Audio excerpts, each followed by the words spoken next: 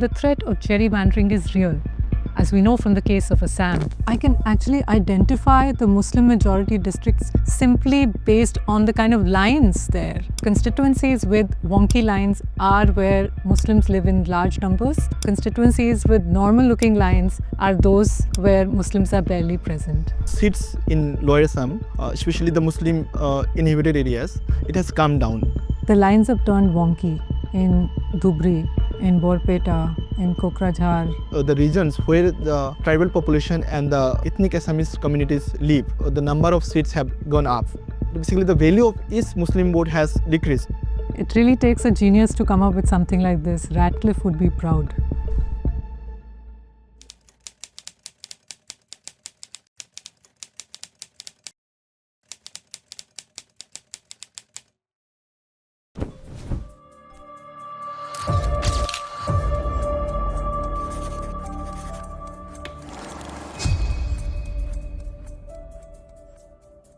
How can a political party rig an election without manipulating voter lists or capturing polling booths?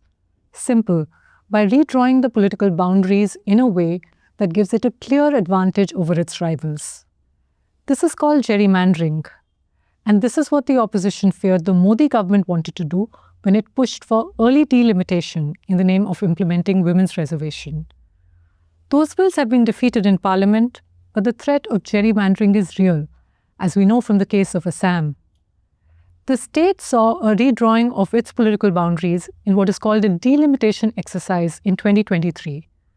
My colleague Rukibur Saman has carefully mapped its impact on the ground and is with us here today on True Story. Hi Rukibus. Hello, Supriya. Rukibus, if you had to give one example to explain the impact of the 2023 delimitation, what would that be? There are many examples, but the best possible example is my own Gram Panchayat in Borpeta district, which is located in Lower Assam. All the 10 villages were part of Junior Legislative Assembly in Borpeta Lok Sabha seat. But what the delimitation did, it split the Panchayat. The 10 villages were distributed among 3 assembly segments and 2 parliamentary constituencies. So one panchayat now has 3 MLAs and 2 MPs. Yes. So how they did it? The Hindu majority village was added to a nearby Hindu majority seat, while the Muslim majority villages were distributed among the 2 nearby Muslim majority seats. Is it normal, this kind of splitting, a single panchayat split across multiple assembly constituencies? Not really. As per the 2009 delimitation guideline, a tehsil or block or subdivision should not be broken while delimiting a assembly seat. Right. But what the Election Commission in Assam did, it has taken instead the village as the lowest administrative unit while delimiting the constituency. Right. So the village becomes the lowest administrative unit, while the guidelines for 2009 delimitation, that's the last delimitation exercise that took place across the rest of India. Yes. The lowest unit there was a block or a tehsil. Yes. Rukibus, what was the impact then on Borpeta in terms of its politics? How did this change of political boundaries change the politics of Borpeta? So, Borpeta, since for the last 4 decades, it has been represented by a Muslim MP almost in all the elections. Right. But after the delimitation in 2024, it has changed the composition of the seat. So the major political parties didn't even field a Muslim candidate in 2024. How did the social composition change? So, they have redrawn in a way that the large number of Muslim population, the panchayat who have a large number of Muslim population were taken out of the Borpeta Lok Sabha constituency and added to Dhubri Lok Sabha constituency. On the other hand, they have added the Hindu majority panchayat to the Borpeta Lok Sabha constituency. So, by doing that, it has increased the Hindu voters in Borpeta Lok Sabha seat. In terms of numbers, what does it look like? So, before the delimitation in 2024, it has around 60% of Muslim voters.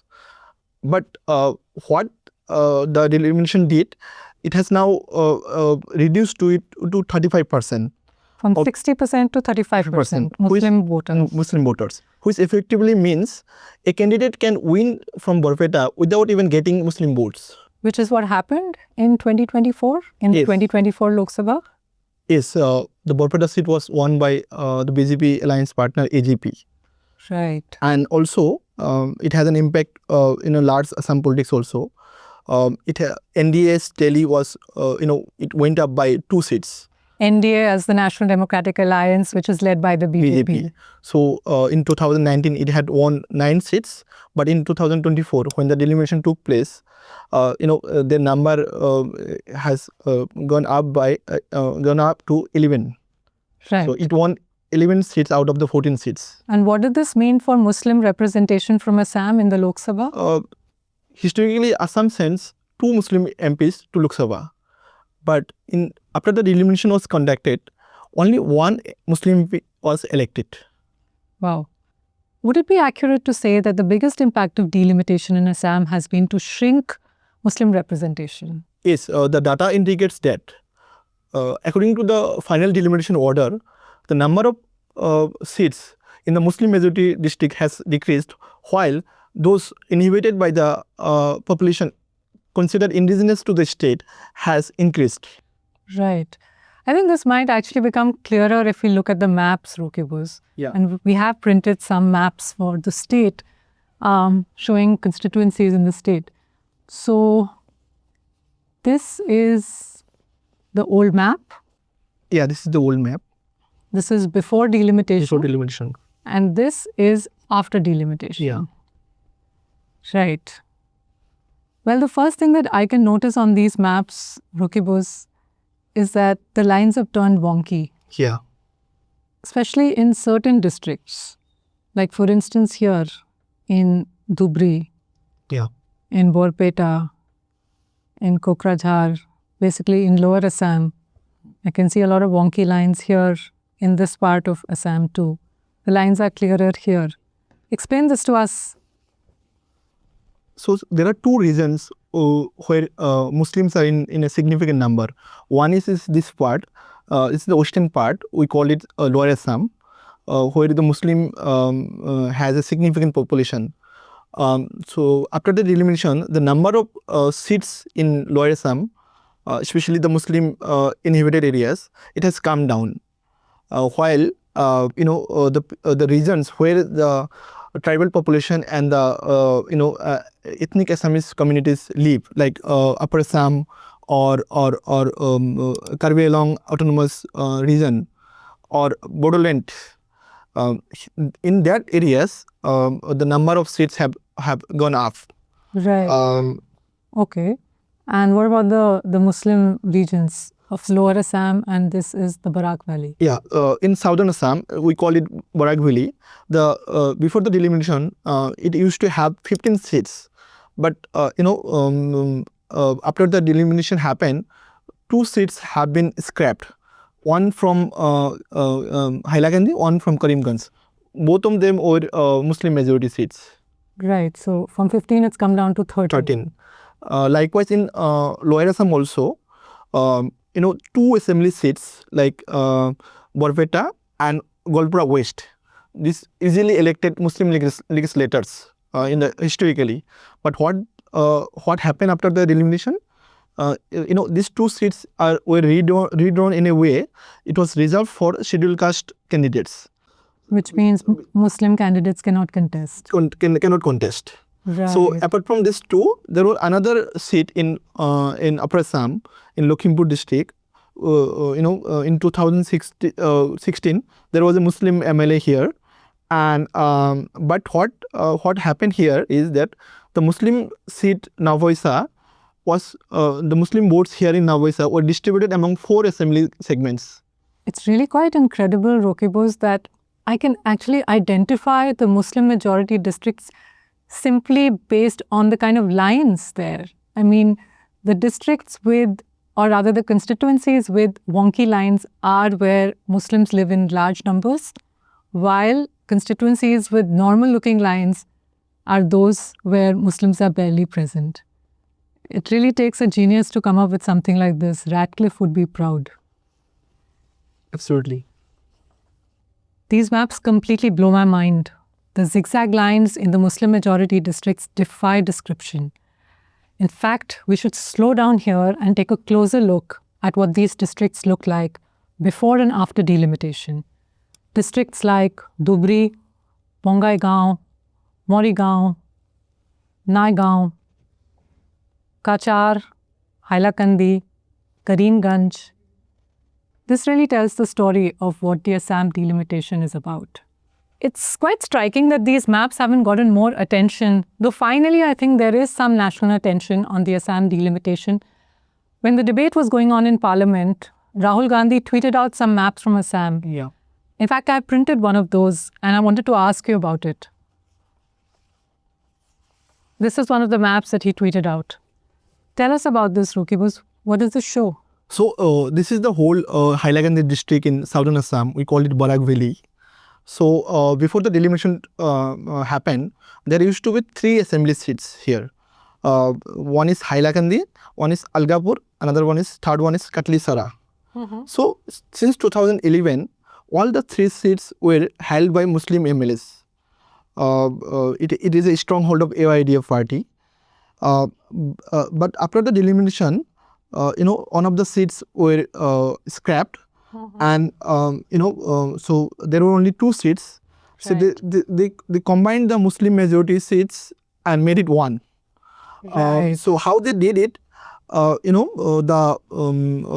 see, like the Hindu majority blocks and areas were added in a consolidated way, while the Muslims were also separated. Does that explain this extremely absurd map where the areas are not even contiguous? You have this part of this constituency as an island in like the other constituency. This is absurd that you see these islands pop up, a yellow island here, a green island here. Is it basically because demographically these pockets are of different communities? Yes. So if this is Hila Kandi, so it has now at least 4 segments, and it's not geographically intact also. So it has now 53% of Hindu population, Hindu Bengali, while the other one, Algapur Katlisara, which is also not geographically contiguous, and which has about 87% of Muslim populations. So it's while one has become a heavily Muslim majority seat, the other one somehow has become a Hindu majority seat. Right. It's a demarcation along religious lines. Yes, That's absolutely.